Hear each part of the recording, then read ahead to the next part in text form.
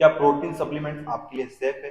जो भी आप सप्लीमेंट्स ले रहे हैं या जो भी आप प्रोटीन्स खा रहे हैं, क्या वो आपके लिए सेफ है? क्या आप लोगों को प्रोटीन लेना चाहिए आपकी डाइट के अंदर? वेट लॉस के दौरान कोई सप्लीमेंट्स लेना चाहिए? तो आज अपन पूरा इस टॉपिक के ऊपर बात करेंगे, क्या प्रोटीन सप्लीमेंट आपके लिए सेफ है, और अगर सेफ है तो किस अमाउंट में आप इसको यूज कर सकते हैं और कौन सा सप्लीमेंट आप इसको यूज कर सकते हैं। तो वीडियो को स्टार्ट करते हैं। मेरा नाम मनीष सिंह चौहान है, मैं एक फिटनेस ट्रेनर हूँ। मैं आप लोगों की हेल्प करता हूँ कि कहीं ना कहीं आपको डाइट के रिगार्डिंग, वेट लॉस के रिगार्डिंग, और कौन से आपको सप्लीमेंट्स यूज करने चाहिए और होम वर्कआउट कैसे आप कर सकते हैं वेट लॉस के दौरान, इस लेकर मैं पूरा गाइड कर सकता हूँ। अगर आप इस चैनल पर नए हैं तो चैनल को सब्सक्राइब कर लीजिए। चलिए वीडियो को स्टार्ट करते हैं।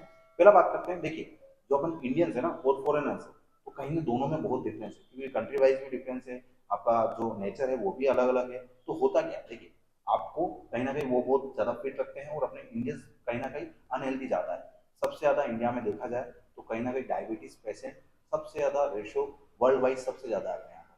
वो अनफिट कहीं ना कहीं अपन तीसरे या चौथे नंबर पर कहीं ना कहीं बहुत ज्यादा है रेशो भी अनफिट का। तो अपन को करना क्या चाहिए? क्या उनकी डाइट अपनानी चाहिए अपने अंदर, या वो लोग जो वो सारे सप्लीमेंट यूज करते हैं वो यूज करने चाहिए, या आपको जो अपने इंडियंस के फूड है वही खाकर अपना सप्लीमेंटेशन पूरा करना चाहिए? ये एक बहुत बड़ा टॉपिक है। कहीं ना कहीं आपकी फिटनेस को लेकर इसको ऊपर ध्यान होना चाहिए। अगर आप ये वीडियो को एंड तक देखेंगे ना तो आपको ये सारे मिथ क्लियर हो जाएंगे कि आपको प्रोटीन सप्लीमेंट्स किस लिए जरूरी है, क्या आप अपनी डाइट से कितना प्रोटीन ले सकते हो, और आपको कितना प्रोटीन की रिक्वायरमेंट है। क्योंकि आपको ये पता होना चाहिए कि आपको प्रोटीन की रिक्वायरमेंट क्यों है। देखिए प्रोटीन क्या काम करता है, पहले इसके बात करते हैं। आपकी बॉडी की मेटाबॉलिज्म को अच्छा करता है, आपकी मसल रिकवरी को अच्छा करता है, आपकी मेंटल हेल्थ को अच्छा करता है, आपकी ओवरऑल बॉडी को वर्क करने के लिए कहीं ना कहीं जैसे खाना जरूरी है ना, तो वैसे आपकी बॉडी को प्रोटीन की रिक्वायरमेंट बहुत जरूरी है। अब प्रोटीन किस में होता है? प्रोटीन आपके हर फूड में होता है। आप प्रोटीन के नाम पे क्या समझते हैं, वो डब्बा या पाउडर, इस तरीके से अपन प्रोटीन को मिथ समझते हैं अपने इंडिया में। पर प्रोटीन आपकी हर फूड में, जैसे दूध दही घी, आपके सारे अनाज में, है ना, हर चीज में प्रोटीन है। अब हर इंसान को प्रोटीन कितना लेना चाहिए? देखिए सपोज आपका 50 किलो का वेट है, तो आपको 50 ग्राम प्रोटीन एटलीस्ट चाहिए। अगर आप नॉर्मल इंसान है, मतलब आप एक्सरसाइज नहीं कर रहे हैं, या कोई वर्कआउट नहीं कर रहे हैं, डाइट फॉलो नहीं कर रहे हैं, या वेट लॉस नहीं कर रहे हैं, या कोई कॉम्पिटिशन की तैयारी नहीं कर रहे हैं, तो एटलीस्ट आपको आपकी बॉडी के वेट इंटू टू वन चाहिए। मतलब आपको 50 ग्राम, 50 किलो के आप इंसान हैं तो 50 ग्राम आपकी बॉडी को रिक्वायरमेंट है प्रोटीन। सपोज आप कुछ एक्सरसाइज कर रहे हैं, आप 30+ हैं, या ओनली फॉर फिजिकल फिटनेस के ऊपर अपने ध्यान दे रहे हैं, तो आपको प्रोटीन की requirement 1.2 to 1.5 into to weight, इतना आपको प्रोटीन आपके बॉडी को चाहिए। मतलब अगर आप 50 किलो के हो तो कहीं ना कहीं आपको 75 ग्राम प्रोटीन पर डे चाहिए, है ना, 1.5 ग्राम। अब इतना प्रोटीन कहाँ से लें?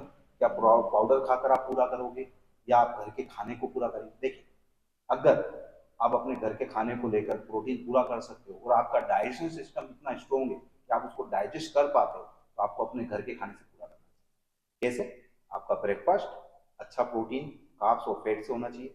दूसरा आपका लंच, आपका डिनर, और आपके 2 स्नैक्स में। इस तरीके से आप अपनी 5 मील के अंदर अपने प्रोटीन को डिवाइड करके, जो 75 प्रोटीन है, मैं जो आपको एग्जाम्पल दिया उसके अकॉर्डिंग डिवाइड करके आप अपनी प्रोटीन की रिक्वायरमेंट को पूरा कर सकते हो पूरे दिन। देन सपोज आपका डाइजेशन वीक है और आप थोड़ा सा जो आपका वर्कलोड है वो इस तरीके से है कि आप अपने बॉडी को खाने के लिए बार बार ट्रेन नहीं कर सकते, या आप खाने के लिए समय नहीं निकाल सकते, तो उस इंसान के लिए कहीं ना कोई सप्लीमेंटेशन आपको हेल्प करेगा ओनली फॉर बॉडी की रिक्वायरमेंट को पूरा करने के लिए, या आप यूँ समझ सकते हैं न्यूट्रिशन वैल्यू को पूरा करने के लिए। ऐसा नहीं हो सकता कि कोई प्रोटीन लिया और आपको कुछ जादू हो गया, मसल्स बन गए। या आपने देखा होगा बहुत सारे जिम में जो लोग जाते हैं उनके इतने मसल्स होते हैं, तो बहुत सारे वुमेन्स को ऐसा लगता है कि हम कोई प्रोटीन लेंगे तो हमारा क्या होगा, मसल्स बन जाएंगे। देखिए मसल्स बनना एक अलग प्रोसेस है, बहुत अच्छी डाइट लेनी पड़ती है, बहुत लंबे समय तक एक चीज ही चीजें करनी पड़ती है, एक जैसी एक्सरसाइज, एक जैसा डाइट, एक जैसा सारे विटामिन और मिनरल्स को कैलकुलेट करके खाना होता है। वो बहुत अलग प्रोसेस है। आप ओनली फॉर फिजिकल फिटनेस की बात कर रहे हैं। फिजिकल फिटनेस के लिए आपको अपनी बॉडी की रिक्वायरमेंट पता होनी चाहिए। क्या, देखिए अगर सपोज आप आज से ही बात करते हैं कि आप वेट लॉस करने का ट्राई कर रहे हैं, है ना, या आप फिजिकल फिटनेस की तरफ आना चाह रहे हैं, तो आपको क्या करना चाहिए? पहला स्टेप, आपको अपना एक जनरल चेकअप कराना चाहिए, जिसमें आपके सारे विटामिन और मिनरल्स की कहीं ना कहीं रिपोर्ट आ जाएगी, किस चीज़ की डेफिशिएंसी आपको। क्योंकि इंडियन में 10 जनों में से 9 जनों को विटामिन डी की और आपकी B12 की कमी आती है। उसकी वजह से कहीं ना कहीं बॉडी में पेन रहता है, और जब वो एक्सरसाइज करते हैं तो उनकी ब्रीथिंग ज़्यादा चलती है, या बॉडी में पेन ज़्यादा रहता है, रिकवरी नहीं हो पाती। तो आपको एक बार जनरल चेकअप कराना चाहिए, है ना। उससे आपको अपनी फिटनेस गोल का कहाँ ले जाना है, कैसे क्या प्रोसेस करना है, हर चीज आपको पता पड़ेगा। सेकंड चीज, फिर आपको एक अपना बीएमआई के अकॉर्डिंग आपका एक कस्टमाइज डाइट प्लान बनाना है, जिसमें आपको अच्छे से खाना है, भूखे नहीं रहना है ना। लोग क्या करते हैं कि अपनी डाइट को क्रश कर देते हैं, उसकी वजह से उनका वेट लॉस तो हो जाता है, तो उनको जैसे ही वो छोड़ते हैं वापस से बढ़ जाता है, तो उनको ये प्रॉब्लम बहुत आते हैं। दूसरा, वो जब वेट लॉस कर लेते हैं तो बहुत सारी वीकनेस आती है, या सारे हेल्थ इश्यूज चालू हो जाते हैं।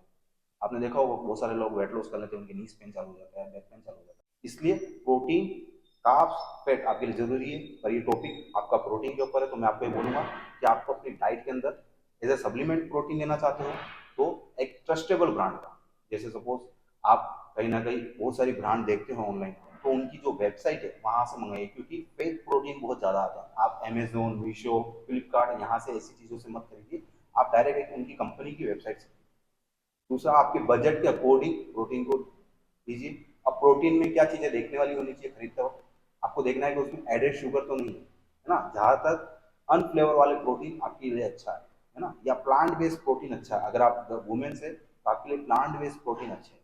दूसरा, आपको देखना है कि उसमें आपकी जो डाइजेशन वाले जो एंजाइम है वो कितने अच्छे हैं, है ना, और आपको पर स्कूप में कितना प्रोटीन मिल रहा है, और वो आपको सपोज कोई एक पर स्कूप में कितना प्रोटीन मिल रहा है। इससे एक बात याद आई, एक स्कूप का आपने प्रोटीन डाला है और उसके अंदर 24 ग्राम प्रोटीन कोई कंपनी क्लेम कर रही है, तो उसके जो रिपोर्ट है ना, वो रिपोर्ट कितनी कि 90% उसमें प्रोटीन प्योर है, 100% प्रोटीन प्योर है, या 50%।